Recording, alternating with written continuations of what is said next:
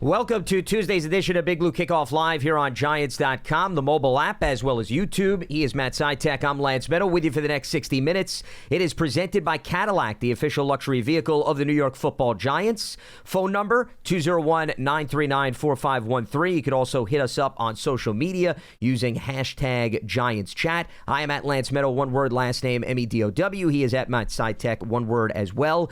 Clearly, some interesting news off the top of the show, which we will address, and a lot more that we'll delve into in terms of some takeaways from the Chiefs game as well. But according to multiple reports, and let me make this clear, the Giants have yet to make this news official, but I'm sure a lot of you have seen everything that has been posted out on social media. Many reports indicating that Jackson Dart will make his first career start this Sunday at home against the Los Angeles Chargers at 1 p.m. Eastern. So the Giants, according to reports, are making a quarterback change as Russell Wilson, no longer the starter after the first three games. Jackson Dart in. Brian Daboll addressed the media yesterday, Matt, but his next press conference is not until Wednesday, and we won't know anything official until, of course, Daboll speaks to the media. But I think if you maybe read in between the lines and connect the dots, when he did speak with reporters the other day, and he was asked on multiple occasions, what's the plan in terms of the starting quarterback, said that they're reviewing everything. He left it general, open-ended with respect to personnel,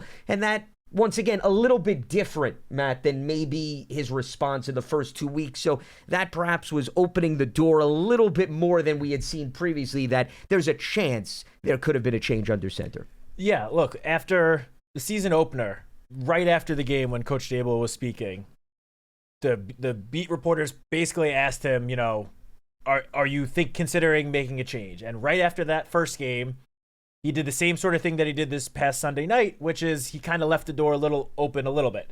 But then when he spoke to the media the very next day, so this is Monday after week one, he definitively said, you know, Russ is our starter. Now, fast forward 2 weeks, Coach Daboll did the same sort of thing after the game Sunday night, which is normal. But then yesterday, that was as you mentioned, that was the sort of eye-opening remarks where he was given several opportunities to, you know, definitively say, like, yes, Russell Wilson will be our starting quarterback this week, or no, Jackson Dart will be. He did not close. He left the door open, as you mentioned. He did not give any sort of definitive answer. And obviously that led to a lot of speculation, like, oh, maybe the Giants are considering making this change. So, yeah, I would say based on Coach's remarks yesterday, you could say that the writing may have been on the wall a little bit. Obviously, again, nothing is confirmed. We will hear from Coach in about, 24 hours from right about now, and he will give us, more definitive answers to these questions. But, yeah, according to reports, it sounds like the Jackson Dart era begins. And you could say this is, I guess, inevitable when it comes to the National Football League. We've seen this trend play out when teams struggle record-wise early in the season and a first-round pick comes in.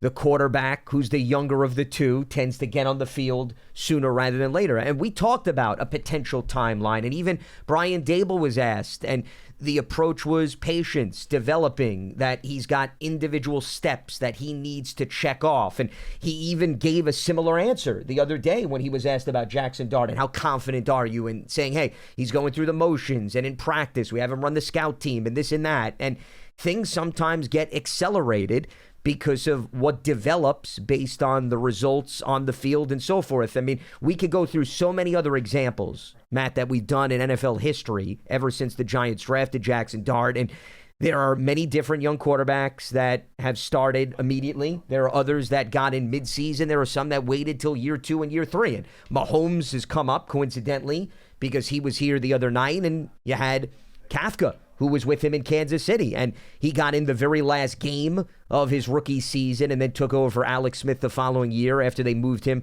to Washington. So everybody's not cut from the same cloth. There's a different pathway. But I thought Darius Slayton, who spoke with reporters, gave some really good perspective the other day, and he had answered similarly, Matt, about a few weeks ago. But he was asked about a potential quarterback change and supporting Russell Wilson and Jackson Dart. And he said, listen, I was here when Daniel Jones took over.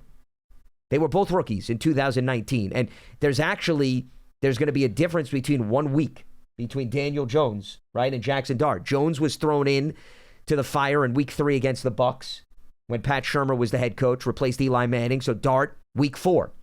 And he had looked back over the years since and has reflected, and he admitted, he said, I thought Daniel was sort of rushed onto the field and didn't have time to digest being a starter. Now, once again, Darius lived it. He experienced it. And that doesn't mean that every quarterback, once again, is the same. But you don't hear players after a year or two review that and maybe think through that lens. So I just thought it was interesting if Darius, he didn't say if he could go back and do it again, but he just felt that Daniel wasn't given maybe a little bit more wiggle room and time to go through the motions compared to maybe some other younger quarterbacks who have entered the league over the last few years. Yeah, I mean, as you mentioned, every quarterback is different. We have seen some examples of rookie quarterbacks coming in week 1 and having tremendous success. Cam Ward, I mean, has come in right from the start. Cam Ward. Last year, Jaden Daniels obviously came in, took the league by storm, led the Washington to the NFC Championship as a rookie. You know, CJ Stroud a couple of years ago did it. So there are examples of guys coming in and immediately finding success. Now, I thought it was interesting. I'm glad you brought up the Darius in the 2019 season because, you know, for some people that are saying, you know, I can't believe they're going away from Russell Wilson so quickly. I just want to remind people that in 2019, the Giants went away from Eli Manning, the greatest quarterback to play for this franchise, after 2 games for a rookie quarterback. So it's not like this is like such a unheard of decision here. Like, it's been done before, and the last time the Giants drafted a quarterback in the first round of the draft, we saw this very similar situation play out, and that was with an all-time franchise legend, not a veteran quarterback who obviously is one of the best, I think, one of the best quarterbacks to ever play the game, but he signed a 1-year deal earlier this offseason. It's not like he's been here for over a decade like Eli was. So it doesn't, if Brian Daboll confirms this news tomorrow, I don't think it's like so crazy and unheard of to make this decision. Clearly, if this is the decision that the coaching staff has made, it's because they believe that Jackson Dart gives them the best chance to win. And quite frankly, looking at how he performed in the preseason, that might have changed the timeline that the coaching staff had in mind for getting Jackson Dart into game action. I'm sure when they went into training camp, they might have said, you know, we want to be patient with him, let him take time to develop, get used to like the speed of the NFL. But then he came and lit up in the preseason. He had 3 tremendous performances, and that probably opened the eyes of the coaching staff. Like, maybe he's further along than we maybe thought he would have been at this time, you know, when we drafted him or when we signed Russ back in March. So, yeah, if this turns out, if Coach Daboll confirms this tomorrow, I think it's an exciting time. Obviously, it's a tough matchup with the Chargers defense. Sure. Yeah, it's a really good defense. Yeah. But then again, you look at the Giants' schedule, there really is no soft landing spot to put a rookie quarterback in for his first start. I mean, next week, the Giants are in New Orleans, which New Orleans, not that talented of a team, but any team going to the Superdome to play, that is a very tough environment to play in. And then you have a stretch of Eagles, Broncos, Eagles. So there really was no soft landing spot to put him in. I mean, I guess in an absolute ideal world, the softest landing spot may have been after the bye, but because the Giants have such a late bye, you don't want to wait until December to see what Jackson Dart can do. So, well, especially with the team 0-3 and the level of urgency, at least from a standings perspective, if you're going to look for a spark, you're going to do it sooner rather than later. But I'm in wholehearted agreement with you. You're going to see Vic Fangio, who is a solid veteran defensive coordinator, twice in the span of 3 weeks. And then in between that, the Denver Broncos, who had the best defense last season, maybe have struggled a little bit in some higher scoring games, but Vance Joseph is also another experienced former head coach who coincidentally, like Fangio, was in Denver, and now he's back as the defensive coordinator. So it's not going to get any easier. You're going to see Green Bay at some point, the Lions. It is what it is when it comes to the NFL. You know, I would say even when you look at the record of teams like the Saints, their defensive coordinator and their unit has a lot of veterans on that side of the ball who I'm sure are going to be foaming at the mouth going up against the rookie quarterback who at that point will be making his second career start. So there is no ideal formula for putting this timeline into place. Things don't necessarily always go according to plan. Just like life, the NFL, it evolves week to week. I think we have enough evidence of that. Heck, let's go beyond Daniel Jones, Matt, okay? You mentioned that was the last example. Eli, who Daniel Jones replaced, okay, was a rookie in 2004. And Tom Coughlin, actually, you could argue, made an unpopular decision that season because the Giants were 5-4. They had a winning record with Kurt Warner as their starting quarterback.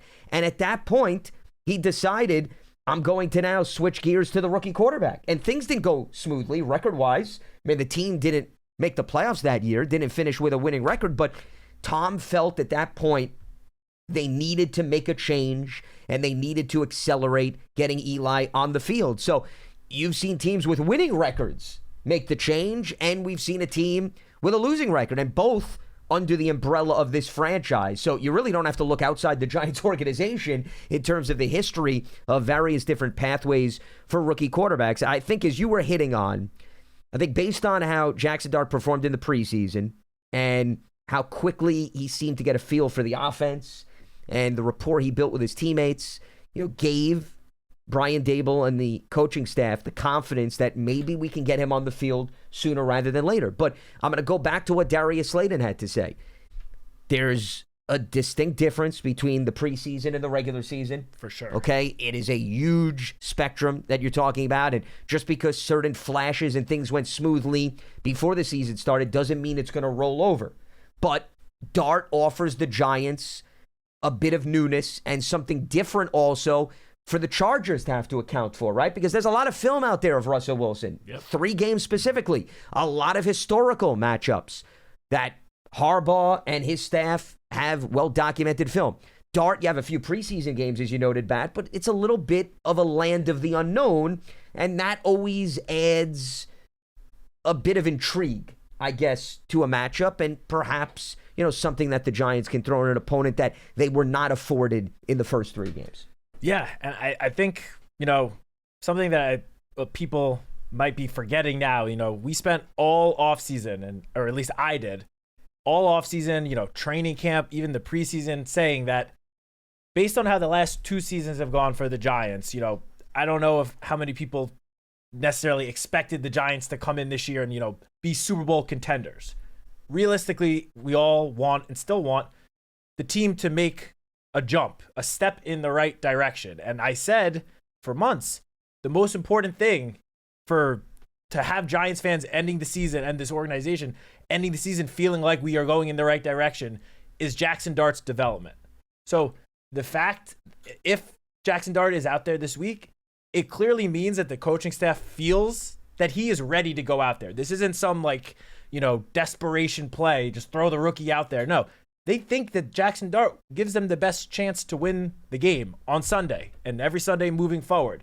No decision would be made to put him out there if he was not ready just to, as like a desperation thing, save the season. No, they think that he gives them the best chance to win. And, obviously we'll see how he performs. He's got, 14 games left now to see what he can do. But his development has always been the biggest, the number one priority for the Giants this season, at least in my opinion.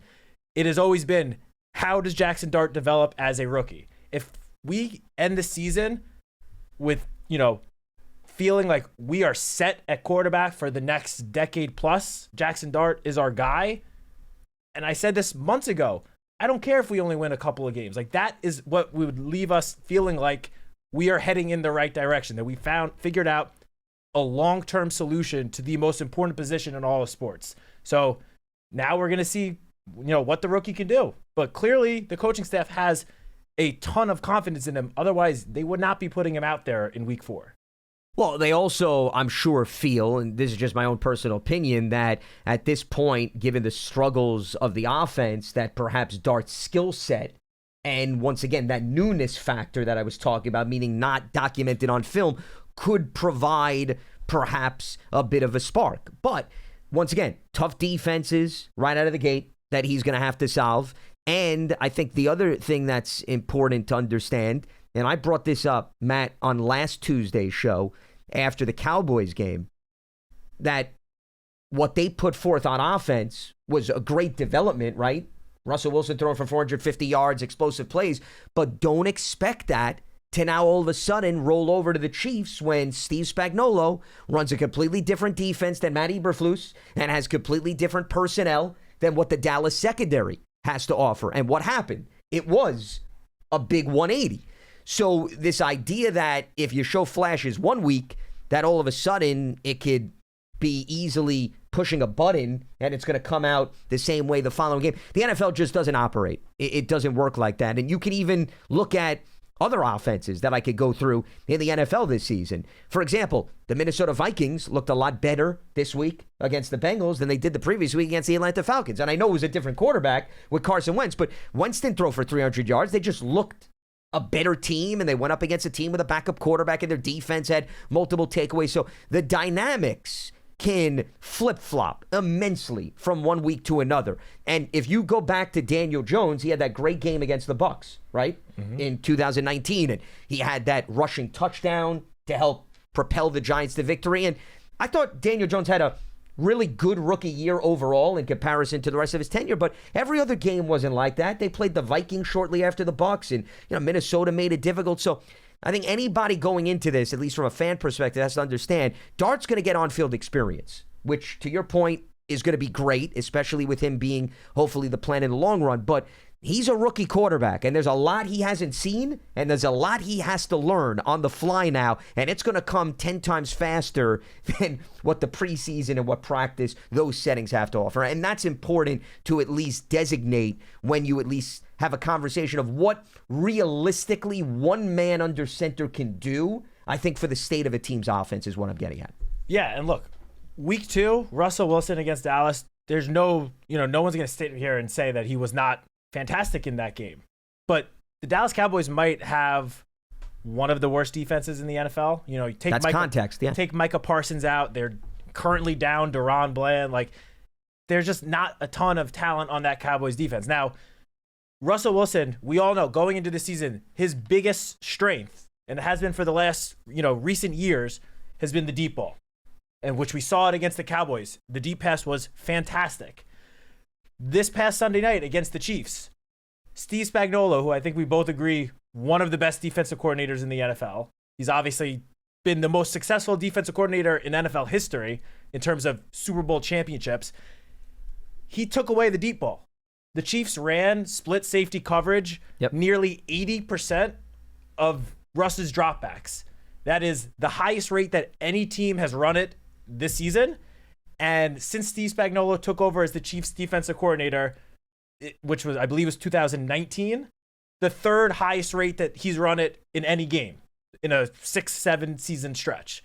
So Steve Spagnuolo, again, put a defense out there knowing we're going to take away Russ's best attribute, the deep pass. We're not going to let him beat us with the deep ball, which we saw. Russ did not complete a single deep pass on Sunday night. And it wasn't because he didn't try. He did. He had, I think it was 6 attempts, none of which were completed. So when the defense does that to you, you got to just take what they're giving you. And at least this past Sunday night, we didn't really see Russell Wilson do that. And clearly that is, and it's a similar defensive strategy that we saw the Commanders run in week 1. The Commanders said, we're not going to let Russ beat us with the deep ball.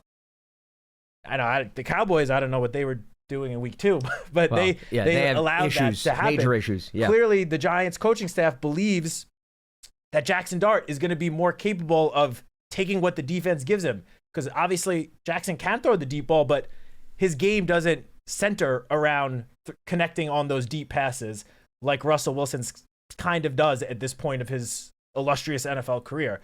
They clearly believe that Jackson Dart will be more capable of taking what the defense gives him, hitting on some of those more short, intermediate routes, screen passes, which that's what you want to see your quarterback do. You got to take what the defense is giving you. Jalen Hurts and the Eagles are coming off a Super Bowl. Week 1, their passing game was non-existent because the Cowboys sold out to take away A.J. Brown and Devontae Smith. So what did they do? They played the short game. They leaned on the run game. Jalen Hurts had 14 rush attempts, and they won the game. That's what you need to do in order to win games. You got to take what the defense is giving you. And at least this past Sunday night, it just felt a little bit like the deep ball was trying to get forced when the the Chiefs were playing a defense that was going to make it very, very difficult to be successful on the deep ball. Oh, and that led to the 2 interceptions. And when you only score 9 points, every possession is so important that when you lose 2, it does add up, regardless of whether or not they had their kicker accessible. But I think the other thing to watch with Jackson Dart now is red zone efficiency, or the lack thereof, which it has been. They're 2 for 10, 20%. I mean, this is basic math here on the season. That has to change, Matt. Whether it's Russell Wilson, whether it's Jackson Dart, whether it's Jameis Winston, it really makes no difference. That number has to dramatically improve because, number one, that coincides with your point total. And you don't need to be a rocket scientist to figure out you finish in the red zone, you're going to score more points. But also, it opens up so many other opportunities for your team. For example, you're not putting as much pressure on your defense when you're finishing in the red zone. That's number one.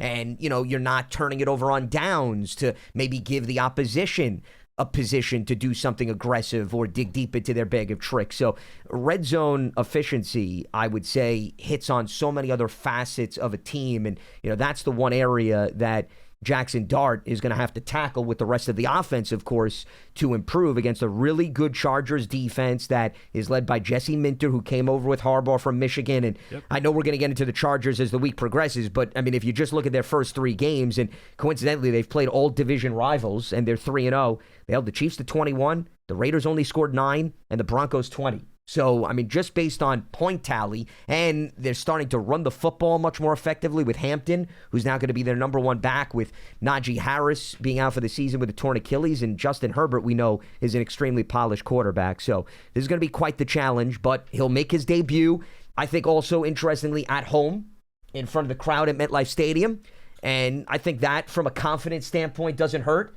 That whatever he's going to put out there, he's going to have the home base behind him. So I'm not saying that was the end-all, be-all reason, but I'm sure that maybe that was taken a little bit into consideration, that when and if we choose to make this decision, perhaps a little bit more comfortable him doing it in Jersey as opposed to on the road in New Orleans or wherever it may be. Yeah, I mean, again, playing in the Superdome is one of the toughest away stadiums to Noise-wise. play in. Noise-wise. And then the following week, do you really want Jackson Dart's NFL debut to be against Vic Fangio and the Eagles? And then the week after, Broncos? Like, again, there was no soft landing spot. So I understand the decision. Short week, by the way. I didn't mean to interrupt you. The Eagles game. It's a Thursday game, too. Another reason why that would have been much more challenging. That, too. And look, with everything that we've said, like, by no means are we saying that, like, all of the offensive struggles falls on Russell Wilson's shoulders. No, not at all. That is so clearly not the case. But we're 3 games into the season, and 2 of the 3 games, the Giants have finished with single-digit points. That's just unacceptable for any NFL team would say that obviously is unacceptable. You're not going to win games scoring single-digit points. So this is, again, the coaching staff feels like he's ready, but B, this is just could be a spark plug. Like, clearly the coaching staff is looking for something to get this offensive going, because there are talented players on the roster. It's not like a lack of talent. It's just putting it, and Coach Dable, everyone has said this, is putting everything together. And I know this is like a buzzword saying you need to play complementary football, but it really is true. The teams that win the most games play well on all 3 phases. And the defense for the Giants has been playing pretty well. It hasn't been perfect by any means, but they have not been, the reason that the Giants have started 0-3. They have performed outside of the Cowboys game, which obviously that 40 points it's tough to win a game giving up 40 points. But the other 2 games, the defense played pretty well. Kept them in the games. The offense, this is looking for something to spark the offense, to get it going, because, again, Malik Neighbors is one of the best wide receivers in the NFL. You have complementary receivers in Wan'Dale Robinson and Darius Slayton that are very solid, number 2 and number 3 receivers. Theo Johnson, a tight end who there was so much positivity and buzz about coming into the season. And now Cam Scadaboo, a running back, who just showed last week with somewhat limited touches how much of a weapon he can be on offense. So hopefully adding Jackson Dart under center to those group of guys, not to mention Andrew Thomas, now back, hopefully sees more snaps this coming week than he did last week. Obviously, he was on a snap count this past week. Hopefully, we don't know yet, but hopefully he is at least able to play more, if not a full game yet, hopefully more. But this move is clearly trying to find a way to get the offense going. And based on what we saw in the preseason, I totally get it. I mean, Jackson Dart, again, and again, as you mentioned, in the preseason, the opponent, everyone plays more vanilla defenses. No game planning. It is very, very different from the regular season. But he did check all the boxes in those preseason opportunities. So hopefully this is the spark plug that the Giants offense needed to really get going and get the season back on track. I just think it's going to be important for him to also, from an emotional standpoint, a mental standpoint, not feel as if he's got to go above and beyond. Sometimes rookie quarterbacks, especially, the one thing we saw in the preseason is him having trouble sliding. He's going to now have to all of a sudden embrace the fact that I'll take a 3-yard run as opposed to try to force a 6-yard run, because that's going to be the biggest difference in terms of durability and health moving forward for hopefully what will be a lengthy career for him. All right, we're going to open up the phone lines as we move forward here. In case you're just tuning in, according to multiple reports, the Giants are making a quarterback change. Jackson Dart will be the starting quarterback. His first career start this Sunday at home against the Chargers. Russell Wilson will head to the bench. Matt Citak, Lance Medow with you here on Giants.com. Big Blue Kickoff Live. And we're going to open up the phone lines at 201-939-4513. You can also hit us up on social media. We're monitoring that as well. Hashtag Giants Chat. He's at Matt Citak, one word. I'm at Lance Medow, one word, last name Medow. But let's kick off the festivities here on Tuesday's edition of the program. And we check in with John in Florida. John, welcome aboard. What do you got for us? Hey, guys. I've been listening to your program quite a bit. I called once last year. The quarterback is the least of our problems. The New York Giants have a systemic administrative problems. I grew up in Jersey, 15 minutes from that stadium. I've been an educator for 32 years. I'm retired now. I was a high school principal. I had to hire staff. I ran a high school of 1,000 students and 100 staff members. I have to tell you, every time that I listen to Coach Stable, if I were interviewing him to teach in my school, he wouldn't cut it. I call him SAC, smug, arrogant, and condescending. That's my opinion. I used to be able to tell in 15 minutes whether someone was going to be a successful teacher or coach. I made one mistake in 13 years. We've made dumber, and dumbest mistakes ever since Joe Shane took over. I'm sorry. Letting Barkley go, and I know they're going to say, oh, geez, they couldn't make a deal. I would have given them half the team. You had to do everything to keep that player. Big mistake. The contract to Daniel Jones, dumber mistake. Then you bring in Russell, then you bring in interception, Mr. Winston. He'd throw the ball to anybody. If Paul Dottino was on the sideline, he'd probably... Let me just jump in here, John. First of all, I mean, Jameis has yet to play. So, you can tell me all you want about his baggage. They gave him a 2-year contract to be an insurance quarterback, which he's going to remain that way. And the deal financially makes a lot of sense, because if you look at what backup quarterbacks make compared to what Jameis is making, it's a real logical, smart move, I would argue. You had a backup quarterback. His name was Tommy DeVito. I'm sorry. Who's the last quarterback to win 3 games in a row for the New York Giants?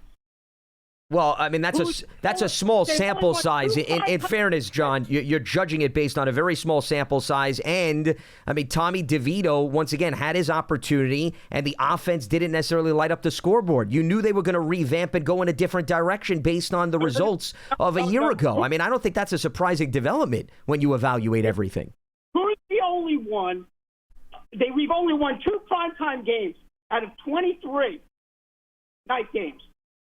DeVito's the only one that won one. I guess it was Manning that won the other one. Well, the team won or lost it, not a quarterback. I mean, listen, in fairness, you said there are bigger issues than the quarterback, and now you're having a conversation about the backup quarterback of all positions, John. I mean, let's be realistic here. Third string quarterback. Yeah, third string, excuse me. I mean, that's where you want to go. Of all the topics and all the facets of a roster, your beef is with the third string quarterback and the decision-making? What I'm saying is, you could have saved $8 million and had Mr. DeVito as a backup next year. You would have had two really good young quarterbacks.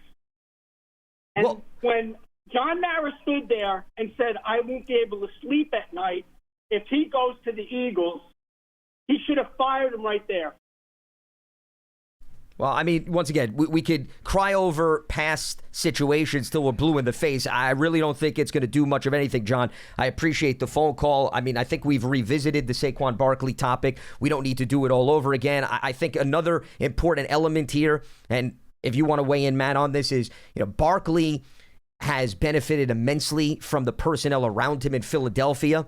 And if he were to stay here, to just assume that that level of success would be duplicated, I think would be a little naive and unrealistic. Just like you move a quarterback to another environment, for example, what Daniel Jones is doing in the first 3 games, when you change things around the quarterback and personnel, it's going to have an effect on an individual player. So you can't just assume that you roll it back with the Giants and that those results are going to be the same. Yeah, I mean, look, we have talked about this for 9 months now, since the end of last season. Like, Saquon Barkley had a absolutely tremendous season last year.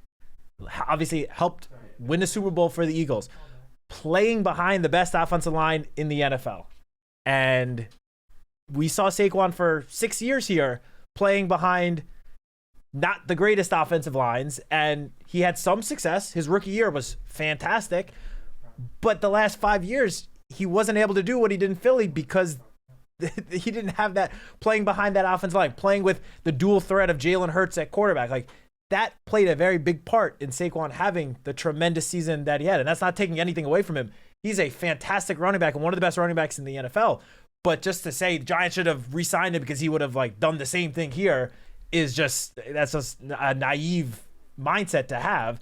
And then about Tommy DeVito, I mean, we all loved Tommy. Tommy was great. And he did win some football games for this team over the last couple of years. But when the Giants waived him at the end of training camp, there was one team across the entire NFL that put a waiver claim in for him, the Patriots, where he is now, where he is serving as their emergency third quarterback on game days.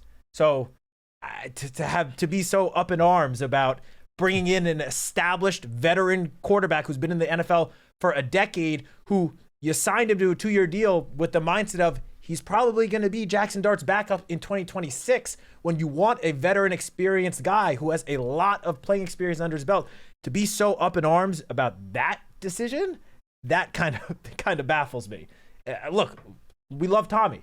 Tommy was great when he was here, but to get so worked up about that I don't really fully understand. Well, I mean, I'll go back to, Matt, the Giants averaged under 20 points a game when Tommy DeVito was the starting quarterback. Listen, I've got nothing against Tommy, and hopefully, he is able to continue to carve out a career, but if you were to say the Giants averaged 25 points a game with Tommy DeVito at the controls, maybe we have something to talk about. But the results have been pretty much the same no matter who has been under center over the last few seasons. And the goal was to upgrade that by bringing in much more experienced, polished quarterbacks. So to criticize that of all things would be, to me, the last thing on the list in terms of issues that they need to fix. And as you mentioned, the logic was Russell Wilson's on a 1-year deal, but we're going to bring in Jameis because he's on a 2-year contract, which actually doesn't stress out the salary cap. And Jameis, I'm sure, could have went elsewhere, by the way, and made a lot more money because of the demand and importance of backup quarterbacks. Oh, by the way, Matt, think about how many guys have gone down already this season. Yep. Joe Burrow, J.J. McCarthy, Jaden Daniels, what Marcus Mariota did for Washington this past weekend. Veteran quarterback. That's been the theme across the board. So they knew Jameis could still be around when you make the transition to Jackson, whether it be this year or the start of next season. So that hasn't changed, regardless of these reports that Dart is going to be the quarterback. That does not impact at all what the quarterback room can look like in 2026. Yeah, and I need to stress how important it is to have experience in your quarterback room. Not only because if your starter gets hurt, obviously the backup is next up, but Jackson Dart is 22 years old. He is a rookie.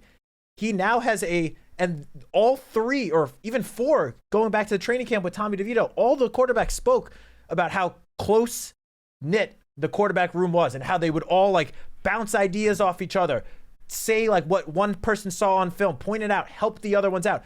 You have a rookie quarterback, and again, no offense at all to Tommy DeVito, but Jameis Winston has so much more experience under his belt than Tommy DeVito, has seen so much more in the NFL than Tommy DeVito has.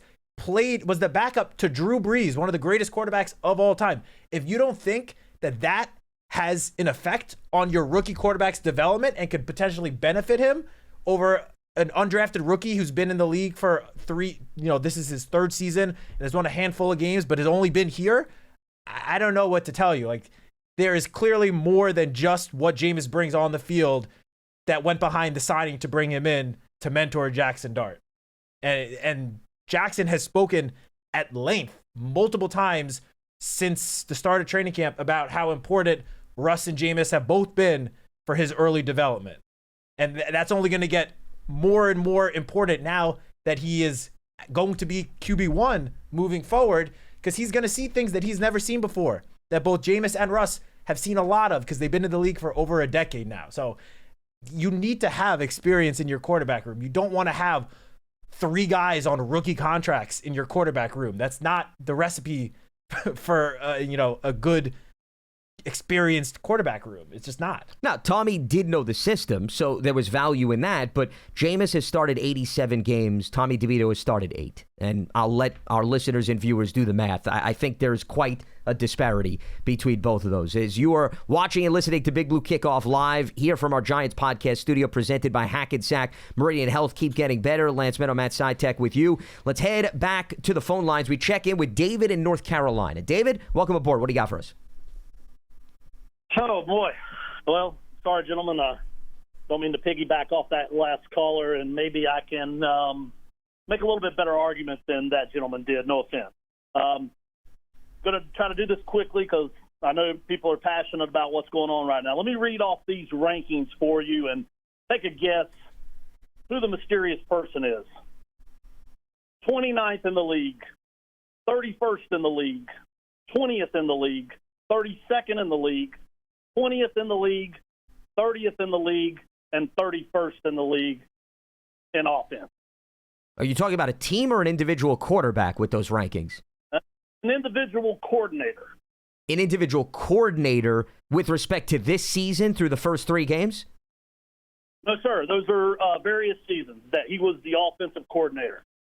Well, I mean, my guess is since this is a Giants show, we're probably going to wind up with somebody on the Giants coaching staff, is my guess.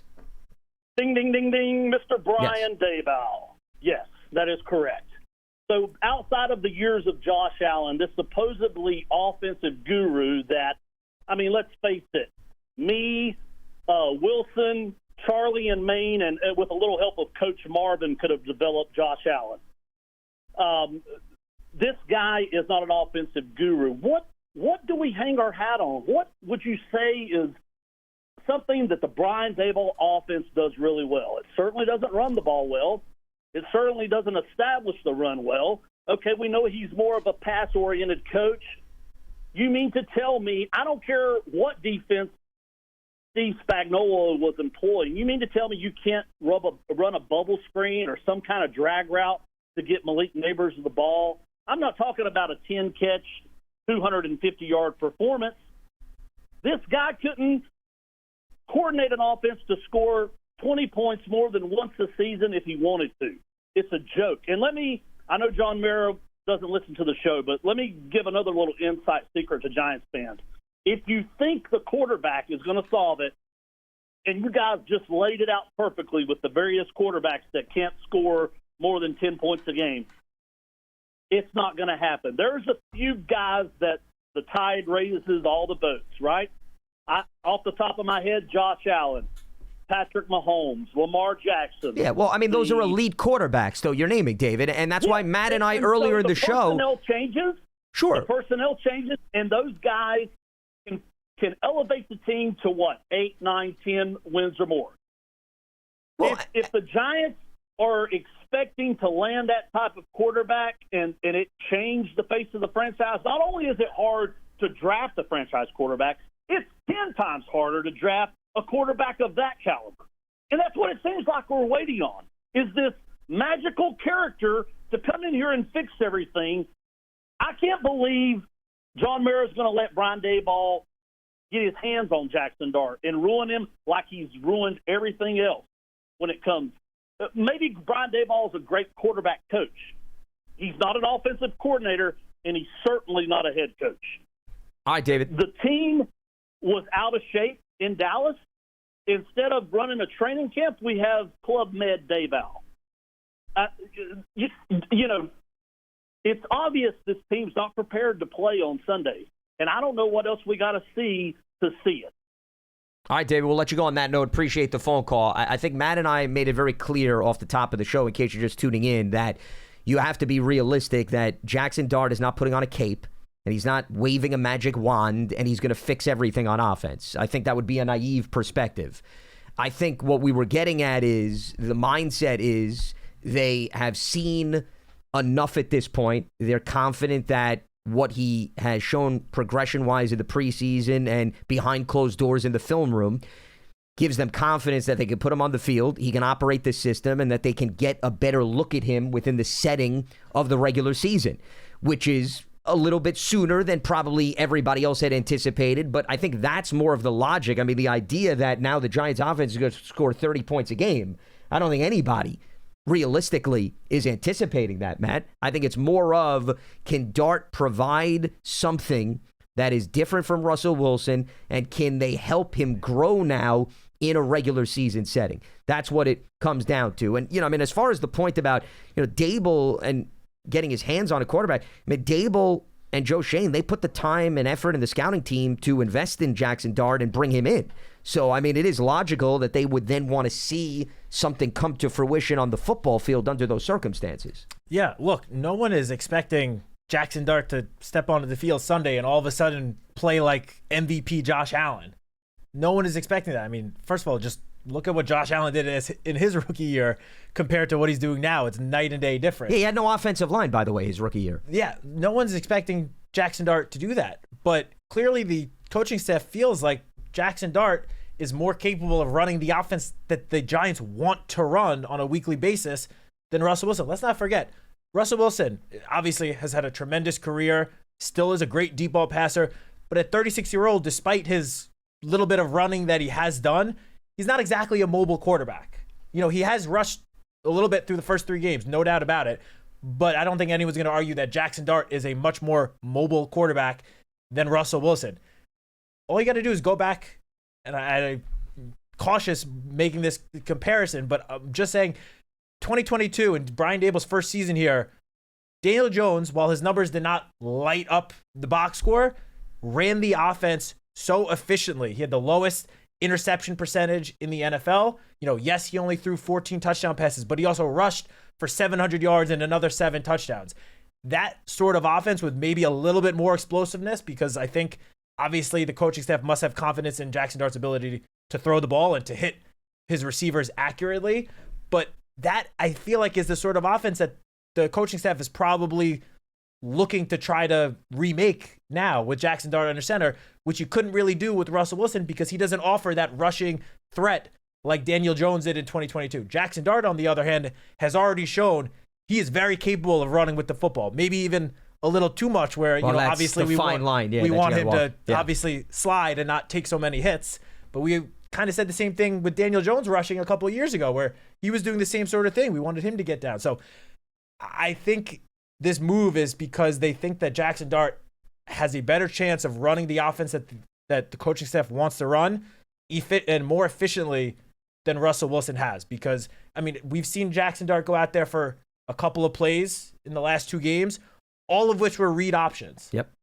That's not something you can really do, at least not that much, with Russell Wilson. They did it a little. They did it a little. Bit, yeah, I mean, listen, he's not a statue. I agree with you. I think Dart's more athletic at this stage in his career, and I think offers them a little bit more athleticism. And perhaps, once again, going back to the red zone, Matt, the combination of Dart and Cam Scadaboo, now that Tyrone Tracy is dealing with a shoulder injury, does that maybe keep defenses guessing a little bit more because they have to anticipate? I mean, if you go back to that red zone series against the Chiefs, they had run a run play with Russell Wilson, and, Kansas City wasn't caught off guard, and then a lot of the other throws were in the back of the end zone. So maybe that perhaps is a facet that they could tap into. But I guess I would just be a little bit concerned about, you were throwing out 700 rushing yards. I don't know if you want to expose Dart. And I'm not saying you insinuating that. For sure. But you run him the amount of times it's going to take to get 700 rushing yards, he's going to be absorbing a lot of hits. Remember, Jones wasn't a rookie that year. For 100%. When he was at least in the league for a few seasons. A little bit different. No, definitely different. That's why I said I hesitate to even make this comparison. Yeah. But I just meant the style of the offense in 2022. No, and that I get. Sure. That I think is what they would like to get closer to now. While the last 3 weeks, the offense was kind of relying just almost solely on the deep ball. And obviously it worked in Dallas, but the other 2 games when opposing defenses schemed to take away the deep ball, the offense had a lot of trouble moving the ball up and down the field. And especially, then when you got close to the end zone, obviously the deep ball, when you get into the red zone, no longer applicable there, but they weren't punching the ball into the end zone. As you mentioned before, the Giants are 2 for 10 in the red zone. That's not going to cut it for any team. Any team. That's obviously unacceptable. That probably played a part in making this change because, as you mentioned, Jackson Dart is more capable of doing that read option and taking the ball himself, running it in. And I'd feel a little, despite him being a rookie, as you mentioned, he's just more athletic than Russell Wilson is, with Russell Wilson at the stage of his career that he is at right now at 36 years old. Jackson Dart offers that rushing threat. And again, I'm not saying I want him rushing, 200 times over the next 14 games, but I think it's pretty clear that there will be some design runs schemed for Jackson Dart. And in the preseason, we saw him do it, and he was picking up huge chunks of yards almost every time he ran with the ball. Sure. And I think he also showed a capacity to get rid of the football very quickly, and maybe that will create opportunities to get some of their playmakers out in open space to have yardage after the catch as opposed to waiting for the big bombs to develop down the field, which is more of Russell Wilson's style. That's something else to at least take into consideration. Let's head back to the lines. We got Joey in California. Joey, welcome aboard. What do you got for us? Hi, guys. How you doing? Doing all right. What's on your mind? Well, I was hoping to talk about the Giants' struggles at MetLife Stadium, but then the news broke this morning, so had to change the topic. But this is my concern with Jackson Dart getting the nod after 3 games this year. Look, I know Russell had a bad game Sunday night, but I don't think that was warranted to say we want Dart from the fans. But the thing that gets me is that we're repeating the same habit we had with Daniel Jones. And that's my biggest concern with the Giants is that they got a bad habit of repeating the bad parts of history in their organization, and I just don't think this was a good idea to put Dart in on this situation. And, well, you guys talked about it. He's got, these upcoming opponents, and I just am wondering, is this really a coaching decision, or is this pressure from the head of the organization who says, hey, look, we've had great success with Charlie Connolly from Ole Miss. We've had great success with Eli Manning from Ole Miss. Well, I don't know if it. Dart. I mean, I understand the track record of the track. I don't think that they said, well, when we've utilized Ole Miss quarterbacks before, we've had good results. I can assure you, Joey, that I don't think that was a big part of it. And we'll let you go on that note. We want to try to squeeze in as many callers as possible here for the remainder of the show.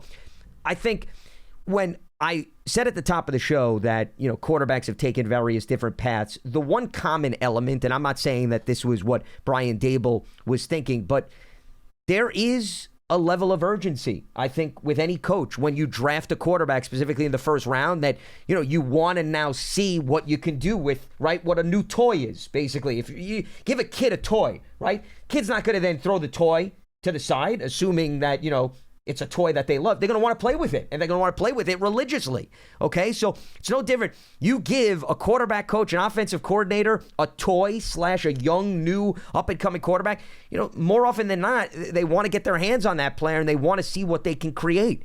And I think when you look at the turnover rate also in the National Football League, that's why a lot of first-rounders get on the field much sooner than the Patrick Mahomes school of thought or the Phillip Rivers school of thought or the Aaron Rodgers school of thought, where 2 to 3 years that will wait and develop. I'm a big proponent of that philosophy because I would rather see you take your time, but I'm also not naive, Matt. I understand how the NFL landscape works, that coaches, if they feel that there's a part of the skill set that the young quarterback offers that could maybe do something for the offense, the only way to tell whether or not that's going to happen is to put them on the field as opposed to playing the waiting game. So this is more of the evaluation of Jackson Dart's skill set, what he's shown behind closed doors, than anything you could talk about the common element of what college program they've come from or what somebody else is saying and this and that. This is what they've seen. And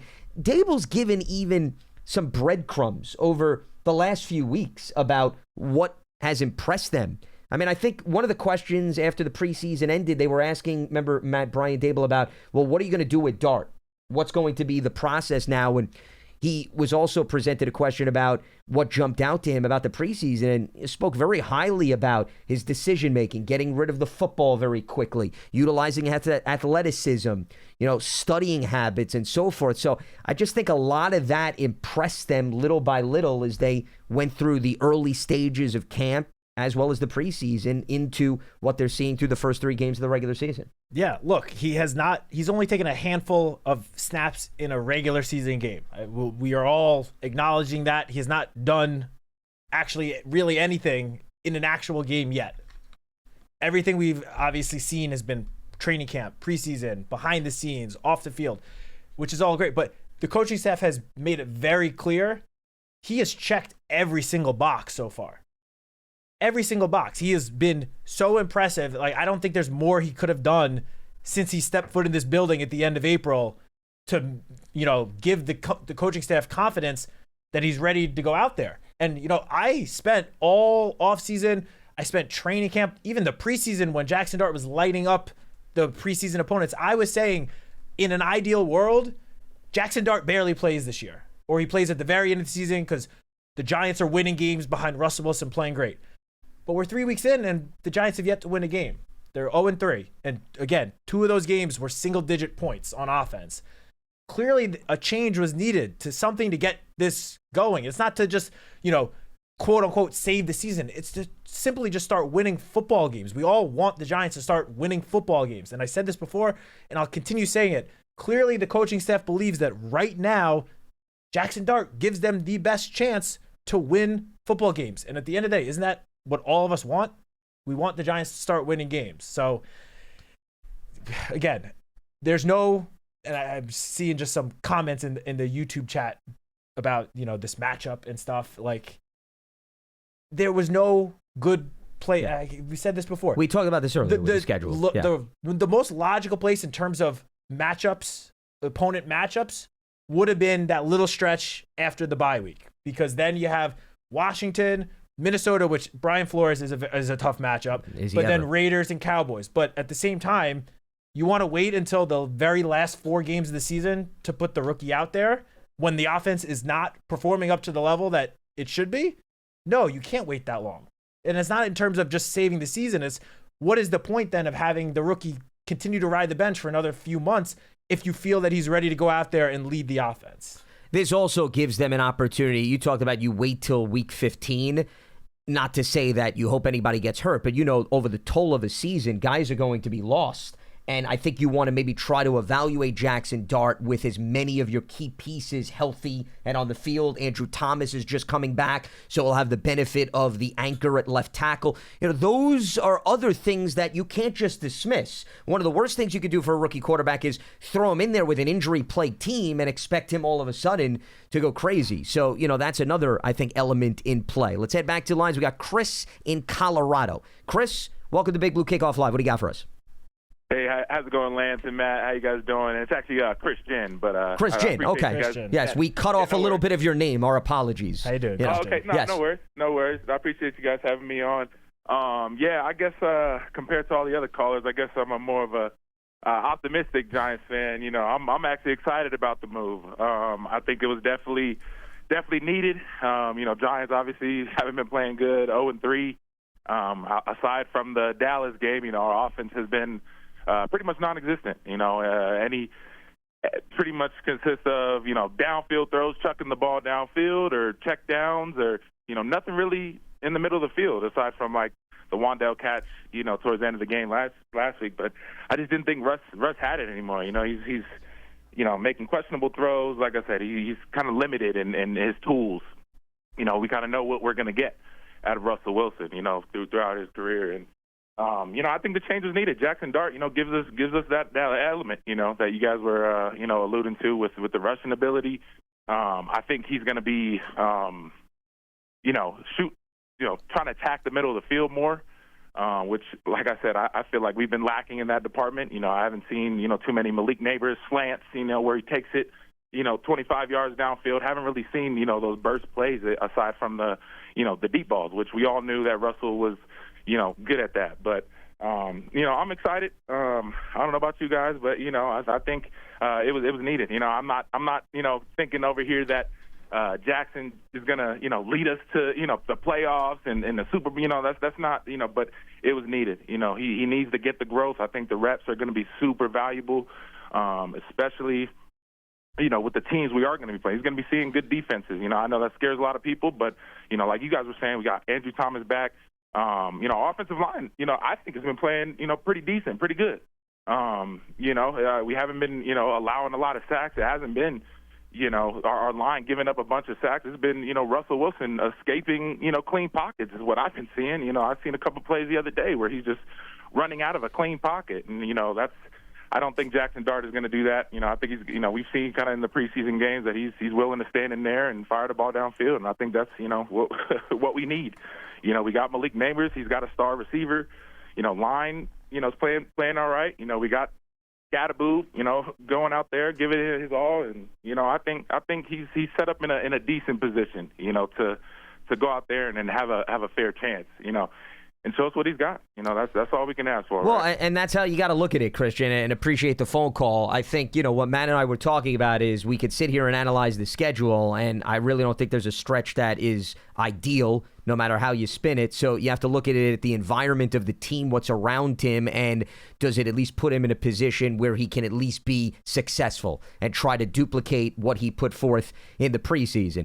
Though, keep in mind, the last caller mentioned about Russell Wilson running out of maybe what appeared to be a clean pocket. Dart has the capability where he can move out and run too. So, doesn't mean he's going to be staying in the pocket himself. They may have some designed runs and so forth that can enable him to showcase his athleticism a little bit. Let's head back to the phone lines. We got Len in Columbia, Maryland. What's happening, Len? Hey, guys. How you doing? You're right. Good. What's up, Len? Yeah. Well, tough loss on Sunday. Disappointing. Russell had a tough game. I mean, it was just not a good outing. I don't know whether the bad outing was worthy of a benching and bringing in Dart, but none of us should be surprised by the move. But maybe by the timing of the move, but none of us should be surprised. I mean, from the day the season ended on this show, we've been talking about, how many names of possible bridge quarterbacks came up in the first 3 months of the season, of the off season, and how many quarterbacks did we talk about who we thought would be worthy of being drafted, who would take the job eventually away from the bridge quarterback. So I think it's been the plan all along, not just amongst the fans and people on this show, but I think in the front office and maybe all the way up to ownership, that this is how it was going to play out. And there was going to be a vet quarterback, and there was going to be a young quarterback, and eventually the young quarterback would get his chance. Lance, you touched on something at the beginning of the show, which I think was important, and also Joey, who just called, wanted to talk about it, but got diverted into the Wilson thing.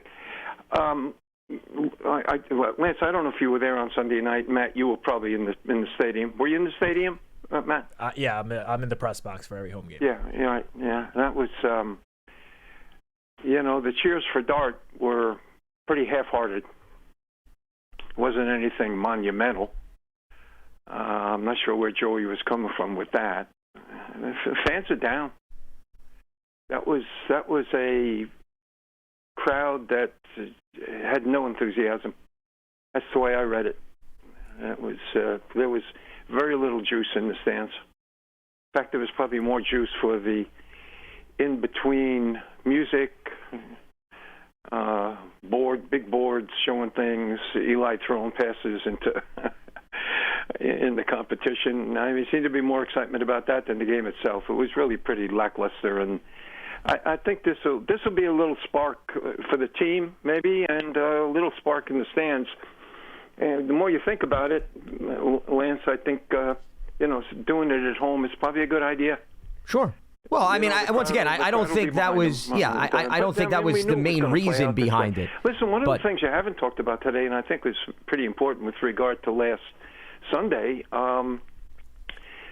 except for the tight end, and his time will come, the draft pick for Doan. I mean, this draft class is getting more and more plays, and you know what? Not bad. I was been screaming for Darius Alexander to just get on the field. Come on, let's see what a 25-year-old rookie can do. Matt, you've probably heard me go in that direction a couple of weeks ago. Once or twice, yeah. And with Bo and now Dart and Carter and Scadaboo, we're getting guys out on the field. And Fredona's probably going to be there, pretty shortly too. So the draft class looks pretty good as well. There's no quick fix. This is a long-term project, longer than this year, but it's time.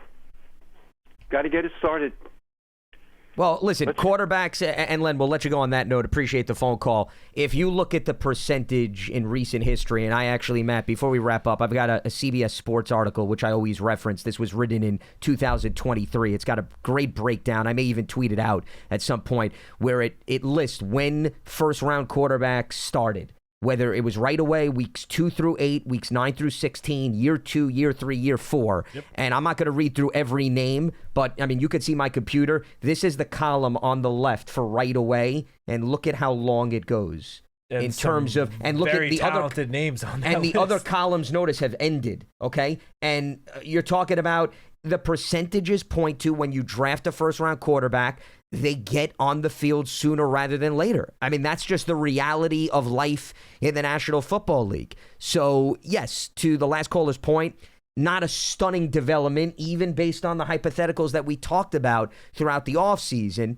that you had to at least anticipate we could get to this point. Maybe sooner than we anticipated, but still not a stunner that Jackson Dart is seeing the field as a rookie. No, I mean, again, we see it across the NFL so often now. I mean, Cam Ward obviously was the number 1 pick, but been thrown right out there. And that's just the first example for this season, but we see it every single year with first-round picks getting thrown out there. And again, I said for months, in an ideal world, Jackson would barely play this season, and if so, not until the very end. But that was if everything had to go right for that situation to come to fruition. Obviously, the chances were more likely than not that Jackson would be getting in, and a lot sooner than, the end of the season. Again, I don't know week 4 if necessarily anyone was expecting it, but the Giants are 0-3, and the offense has just not, outside of the one Dallas game against 2 good defenses, the offense has just not been getting the job done. So clearly this move, an attempt at a spark plug, again, I don't know how many times I have to say this, but the coaching staff clearly believes that Jackson gives them the best chance to win. Obviously, we'll see what happens, but for me, I feel like this should be an exciting time. The future of the franchise is it's now. I mean, between Jackson Dart and Cam Scadaboo, Abdul Carter, I mean, and as Len just mentioned, Darius Alexander played the most snaps of the season. So the young guys are starting to take key roles, and I think that is a good thing and an exciting thing. Hopefully, that starts leading to more victories. Well, we talked about if this franchise is going to move forward, it's going to take multiple draft classes getting on the field and showing their development. So the fact that now these guys are getting on the field a little bit quicker at least should help in terms of the development. But it's going to be the Dart and Scadaboo show, 2 key members of this year's draft class that are now going to do a lot of the heavy lifting, at least in terms of opportunities on the field. All right, that is going to wrap up Tuesday's edition of Big Blue Kickoff Live. It is presented by Cadillac, the official luxury vehicle of the New York Giants, here in our podcast studio, presented by Hackensack Meridian Health. Keep getting better. We appreciate everybody tuning in, watching, listening, as today's edition of Big Blue Kickoff Live, part of the Giants platforms everywhere and Giants.com/podcast. Brian Dable will obviously speak to the media on Wednesday to confirm the news. According to multiple reports, Jackson Dart's set to take over as the starter against the Chargers. For Matt Citak, I'm Lance Medow. Stay locked to Giants.com for all the latest, and we'll speak to you on Big Blue Kickoff right here on Wednesday. Have a good one.